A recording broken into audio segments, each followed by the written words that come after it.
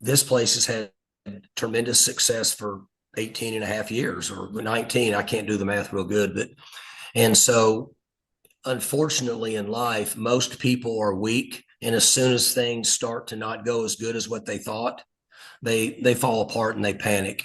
And then they want to point the finger and blame other people. That you see it happen in everyday life. People do it all the time.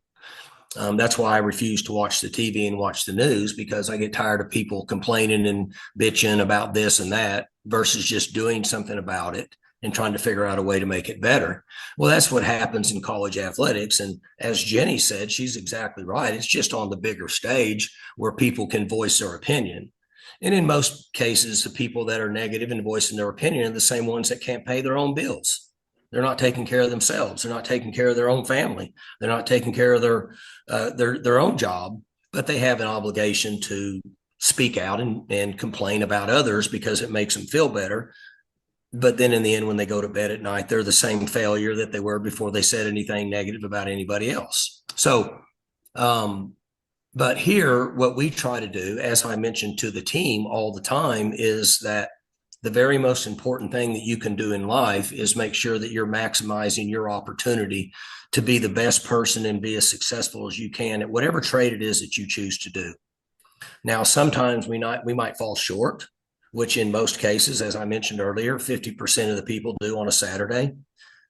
And I tell them, look, that doesn't make you a failure. Okay. What makes you a failure is if you have a bad attitude about it, you're not willing to try to improve. And if you shut it down, then in my opinion, you're a failure. Now, that's debatable. That's just my opinion. And that's the way that we hold ourselves accountable in this organization. For example, you guys have followed Oklahoma State football for a long time.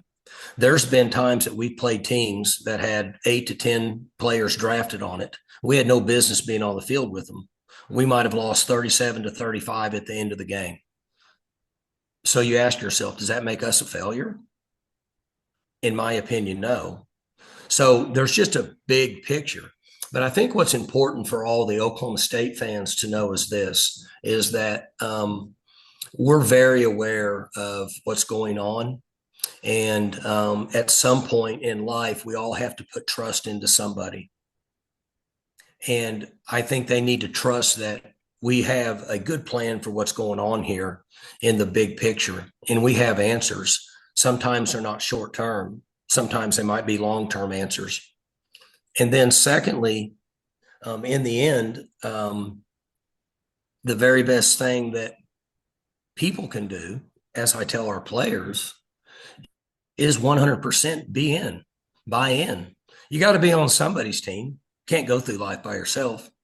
And so those are long answers and very a broad picture for the way that we hold ourselves accountable. And so I'm going to go into a meeting at 1:30 and have a similar conversation with the team, but it'll only last about 2 minutes because they've heard this from me 1,000 times during their career and they understand.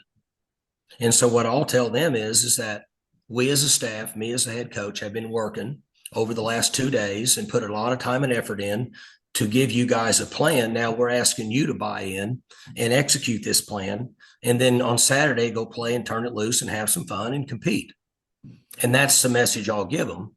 And that what we or I am looking for is guys that are willing to do that.